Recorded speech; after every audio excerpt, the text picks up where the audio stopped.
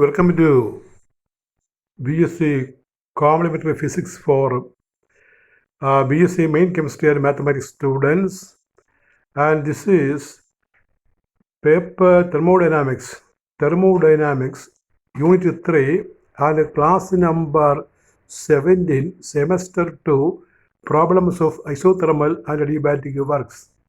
Problems of isothermal work and also adiabatic work. Complementary Physics for BSc Main Chemistry and Mathematics students.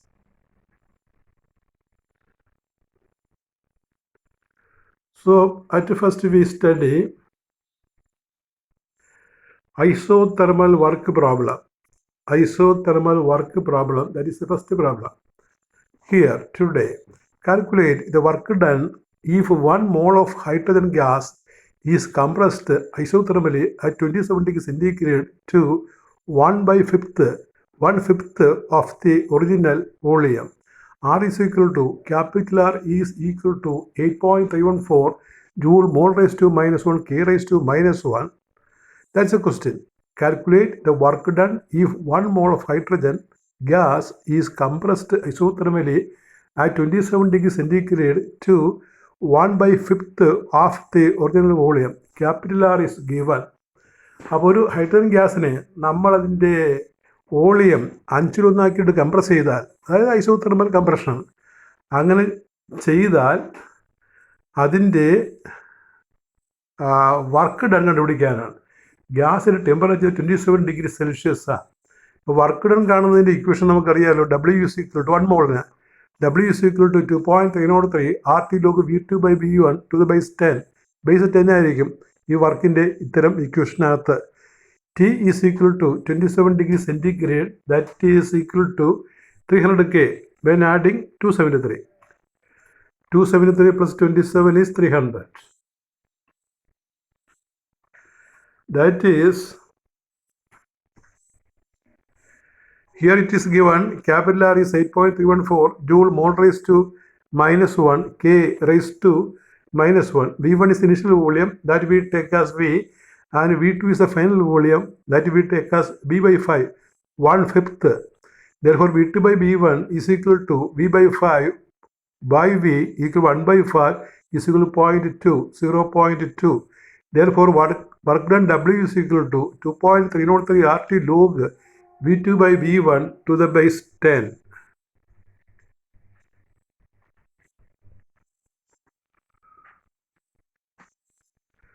That we simplify. That is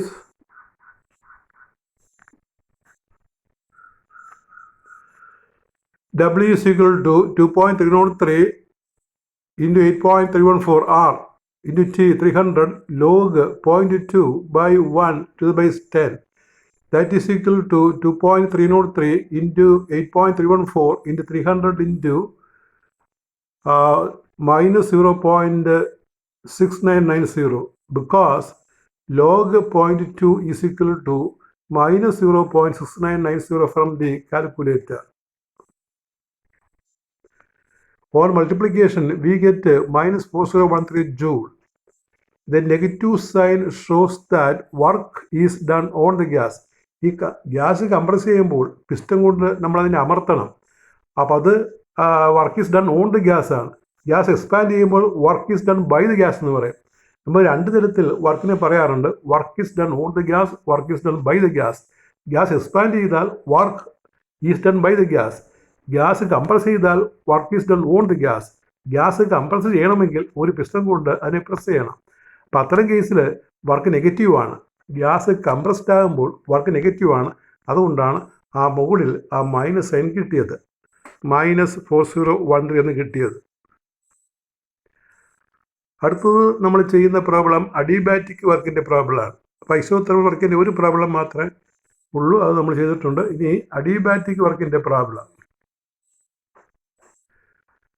1 mole of a gas at 27 degrees centigrade expands adiabatically until its volume is doubled. Calculate the work done. Gamma is 1.4, R is 8.314 joule mole raised to -1 K raised to -1. I shall read it again. 1 mole of a gas at 27 degrees centigrade expands adiabatically until its volume is doubled. Calculate the work done. Gamma is equal to 1.4, capital R is 8.314 joule, mole raised to minus 1, K raised to minus 1. So, for 1 mole of a gas, the adiabatic work done is given by W is equal to R, capital R by gamma minus 1 into T1 minus T2. Here, capital R is given, gamma is 1.4, we have gamma is 1.4, T1 is 27 degrees centigrade, we can convert it into 300K, and T2. T2 is not given, we have to find T2, and here we put that value.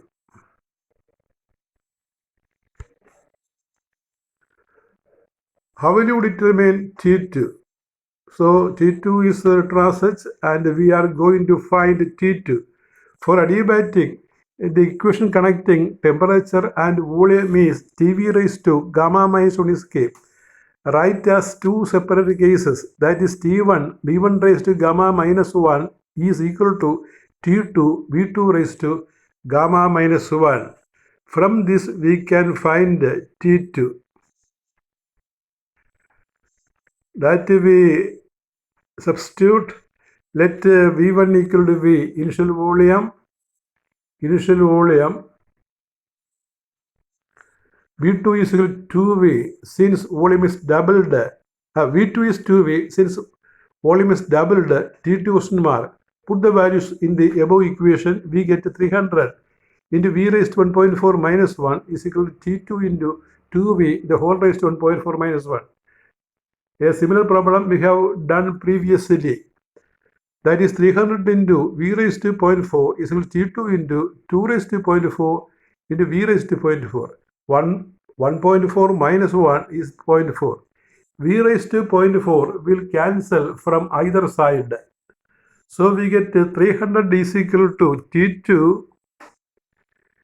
300 is equal to T2 into 2 raised to 0.4. Therefore, T2 is equal to 300 by 2 raised to 0.4, that is equal to 227.3 K. Therefore, W for 1 mole gas is equal to 8.314 by gamma minus 1, 0.4 into 300 minus 227.3, which is equal to 1511 joule. That is, when 1 mole of a gas is compressed to half its volume at 27 degrees centigrade, the work done by the gas W is 1511 joule. അപ്പോൾ ഇവിടെ gas വികസിക്കുകയാണ്, volume V എന്നുള്ളത് 2V ആയിട്ട് മാറുകയാണ്. അപ്പോൾ work is done by the gas ആണ്. അത്തരം കേസിൽ work positive ആണ്. അതുകൊണ്ടാണ് നമുക്ക് പോസിറ്റീവ് വർക്ക് ആയിട്ട് ഇവിടെ കിട്ടുന്നത് W1511. ഇത് 1 മോൾ ഗ്യാസിൻ്റെ വർക്കാണ്. 1 മോൾ ഗ്യാസിൻ്റെ വർക്ക്.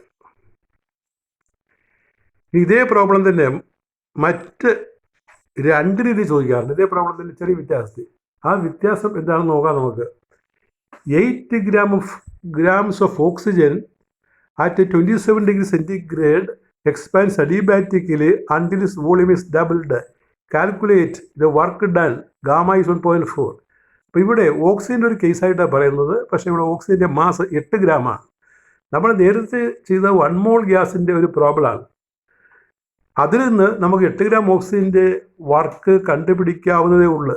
8 ഗ്രാം ഓക്സിജൻ എന്ന് പറഞ്ഞാൽ അത് 1/4 മോളായിട്ട് 1/4 മോളായിട്ട് കരുതാം. കാരണം ഓക്സിജൻ്റെ മോളിക്കുലർ വെയിറ്റ് 32 ആണ്. അപ്പോൾ 32ൻ്റെ വർക്കാണ്, 32 ഗ്രാം ഓക്സിജൻ്റെ വർക്കാണ് നേരത്തെ എഴുതിയത് 1511.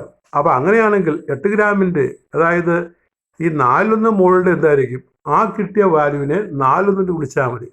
അങ്ങനെ ഗുണിക്കുന്നതാണ് ഇവിടെ കാണിച്ചിരിക്കുന്നത്. 8 ഗ്രാം എന്ന് പറഞ്ഞാൽ 1/4 മോളാണ്, 32 ഗ്രാമാണ്, 32 ഗ്രാമാണ് 1 മോൾ oxygen. 8 gram is only 1/4 mole. So here, how will you do? Write the above answer. 1511 വരെയുള്ള ജൂൾ വരെയുള്ള മുമ്പത്തെ പ്രോബ്ലത്തിൻ്റെ ഉത്തരം 1 മോൾ അങ്ങോട്ട് പകർത്തണം. 1511 ജൂൾ വരെ. എന്നിട്ട് പറയണം, എന്നിട്ട് ആഡ് ചെയ്യണം, this is the work done for 1 മോൾ. അത് 1 മോളിൻ്റെ വർക്കായിട്ട് പറയണം. എന്നിട്ട് ഇനി പറയുന്ന കാര്യങ്ങൾ കൂടി ഈ പ്രോബ്ലത്തിൻ്റെ കൂടെ ചേർക്കണം. എന്തൊക്കെയാണ്? That is 32 gram. The work done by 32 gram. 1511 joule is the work done by 32 gram of oxygen. That is 1 mole. Therefore, work done for 8 gram. 8 gram is equal to 1511 into 8 by 32. 32-ന് 1511 8-ന് എത്ര? അല്ലെങ്കിൽ 1511 നമ്മൾ 1/4 വിളിച്ചാൽ മതി. 1 മോളിൻ്റെ വർക്കാണ് 1511. 8 gram എന്ന് പറഞ്ഞാൽ 4 മോളാണ്. ആ 4 നിങ്ങൾ കിട്ടും 8/32. അപ്പോൾ ഈ 8/32 ഗുണിക്കുക, 8/32 കൊണ്ട് ഗുണിക്കുക, അല്ലെങ്കിൽ 1/4 കൊണ്ട് ഗുണിക്കുക. അപ്പോൾ നമുക്ക് 8 ഗ്രാമിൻ്റെ വർക്ക് കിട്ടും. So the answer is 1511 by 4, 377.25. 377.25 joule. Next problem.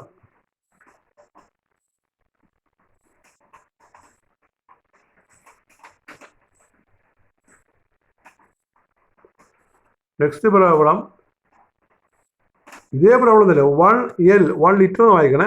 1 litre of oxygen at 27 degree centigrade expands adiabatically until its volume is doubled. Calculate the work done. അപ്പോൾ നമ്മൾ ആദ്യം 1 മോളിൻ്റെ ചെയ്തു 1515 ജൂളെന്ന് കിട്ടി. പിന്നെ 8 ഗ്രാമിൻ്റെ ചെയ്ത് അതിന് ഉത്തരങ്ങൾ നമ്മൾ കണ്ടുപിടിച്ച് 377.25. ഇനി 1 ലിറ്ററിൻ്റെ. അപ്പോൾ ഒരു കാര്യം ഓർക്കേണ്ടത്, ഈ 1 മോൾ എന്ന് പറഞ്ഞാൽ 22.4 ലിറ്റേഴ്സാണ്. The molar volume of 4 gas is same at NTP or STP, that is 22.4 liters. അപ്പോൾ ഈ 1 മോളിൻ്റെ വർക്കാണ് നമ്മൾ നേരത്തെ ചെയ്തത്. ഇവിടെ 1 ലിറ്റർ. ഇപ്പോൾ ഗ്യാസിന് വോളിയം 22.4 ലിറ്റേഴ്സ് ആണല്ലോ. അപ്പോൾ അതിൻ്റെ വർക്കാണ് മോളിൽ കൊടുത്തിരിക്കുന്നത്. അതിൻ്റെ വർക്കാണ് മോളിൽ നമ്മൾ കണ്ടത്. ഈ 27 ഡിഗ്രി സെൻറ്റിഗ്രേഡ് നമുക്ക് സ്റ്റാൻഡേർഡ് ടെമ്പറേച്ചർ വിചാരിക്കാം. 1 liter of oxygen 27 degree centigrade expands adiabatically until its volume is doubled. Calculate the work done.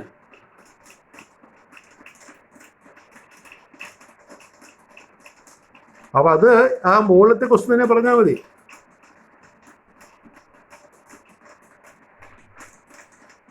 എന്നിട്ട് പറയണം, this is the work done by 1 mole of the gas, that is 22.4 liters. NTP-യിലെ normal temperature pressure 0-യിലാണ്. പക്ഷെ 0 എന്നുള്ളത് നമുക്ക് 27 എടുത്താലും വലിയ വ്യത്യാസം വരുന്നില്ല. 0-യിലെ വോളിയം തന്നെ ഈ 27 ഡിഗ്രി സെൻറ്റിഗ്രേഡ് എടുക്കാം. വലിയ വ്യത്യാസം ഇവിടെ വരത്തില്ല. അപ്പോൾ അതിന് ചെയ്താൽ മതി. This the work done by 1 mole of the gas, that is 22.4 liters. 1 മോളിന് NTP-യിൽ നോർമൽ ടെമ്പറേച്ചർ പ്രഷർ അത് 22.4 ലിറ്റേഴ്സാണ്. അപ്പോൾ ആ വോളിയം തന്നെ എടുക്കാം ഇവിടെ. therefore work done by 1 litre is equal to 22.4-ന് 1511 ആണെങ്കിൽ 1 ജൂൾ എത്ര? That is 67.46 joule. 67.46 joule. 1511 by 22.4 അങ്ങനെ എടുക്കാം. That is 6746 joule.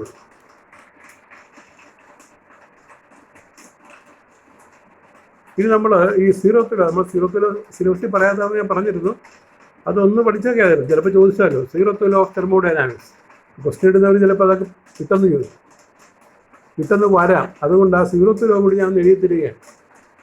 Statement: the zeroth law of thermodynamics states that if two bodies A and B are each separately in thermal equilibrium with a third body C, then A and B are also in thermal equilibrium with each other. Equilibrium, you read as equilibrium, so write the complete spelling if you are not able to distinguish this. Equilibrium, EQUILIBRIUM. So what is statement? The zeroth law of thermodynamics states that if two bodies A and B are each separately in thermal equilibrium with the third body C, then A and B are also in thermal equilibrium with each other.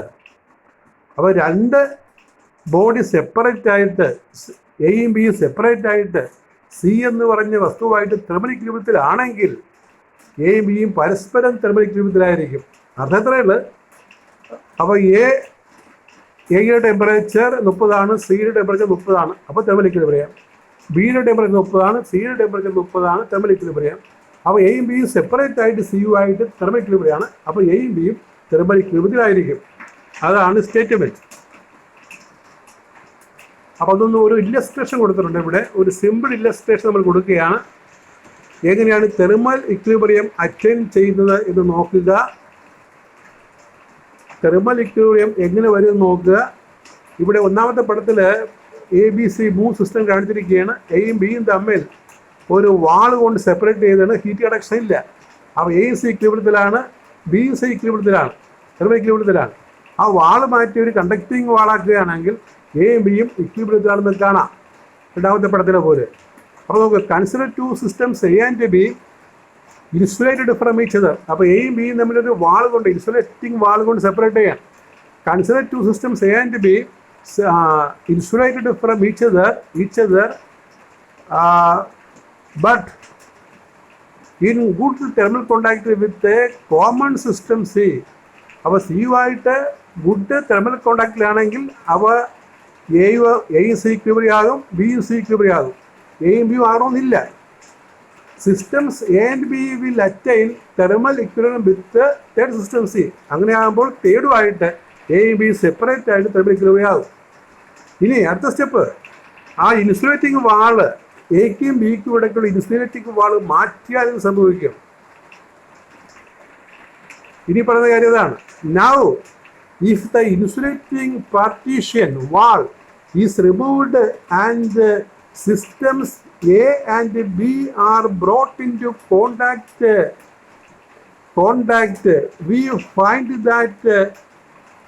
we find that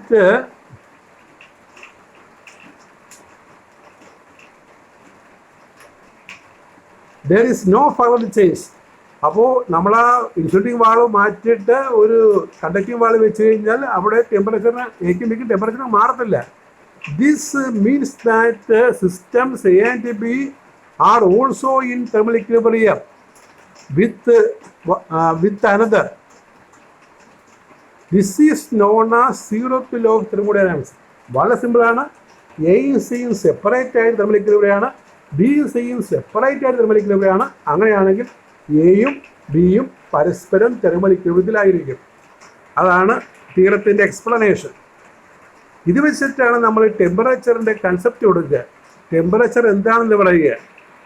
ഇപ്പോൾ ഒരു വസ്തുവിന് എത്ര temperature ഉണ്ട് എന്ന് കണ്ടുപിടിക്കുന്നത് മറ്റൊരു വസ്തുവായിട്ട് നമ്മൾ compare ചെയ്തിട്ടാണ്. Concept of temperature, zeroth law of thermodynamics forms the basis of concept of temperature. Temperature, ഊഷ്മാവ് എന്നുള്ളതിന് ആ കൺസെപ്റ്റിന് ഒരു ഐഡിയ തരുന്നത് zeroth ലോയാണ്. The temperature of a system can be defined as the property that determines whether or not the body is in thermal equilibrium with the neighboring system. ചുറ്റുമുള്ള സമീപത്തുള്ള ഒരു സിസ്റ്റമായിട്ട് ഒരു വസ്തു തെർമൽ ഇക്വിലിബ്രിയത്തിലാണോ എന്ന് തീരുമാനിക്കുന്ന ഒരു ടേമാണ് temperature. The temperature of a system can be defined as the property that determines whether or not a body is in thermal equilibrium with the neighboring systems. If two systems are not in thermal equilibrium, they are at different temperatures. രണ്ട് വസ്തുക്കൾ thermal ഇക്വിലിബ്രിയത്തിൽ അല്ലെങ്കിൽ ആ രണ്ട് വസ്തുക്കൾ thermal ഇക്വിലിബ്രിയത്തിൽ അല്ലെങ്കിൽ അവ different ടെമ്പറേച്ചറിലായിരിക്കും. രണ്ട് വസ്തുക്കൾ തെർമൽ ഇക്വിലിബ്രിയത്തിലാണെങ്കിൽ അവയുടെ ടെമ്പറേച്ചർ സെയിം ആയിരിക്കും. അവ രണ്ട് നമ്മൾ കോണ്ടാക്റ്റിൽ വെച്ചാൽ ഒന്നിൽ നിന്ന് മറ്റൊന്നിലേക്ക് ഹീറ്റ് ഒഴുകണമെന്നില്ല. That is the concept of temperature. അപ്പോൾ അതിൻ്റെ അവസാനം പറഞ്ഞ ഭാഗത്തിൻ്റെ രണ്ട് ക്വസ്റ്റ്യനാണ് ഇവിടെ ഇരിക്കുന്നത്. Question number 1, State and explain zeroth law of thermodynamics. Question number 2. Explain the concept of temperature. Temperature എന്നുള്ള ആശയം പറയുക. ലാസ്റ്റ് സ്ലൈഡിൽ നമ്മൾ കൊടുത്തിരിക്കുന്നതാണ്.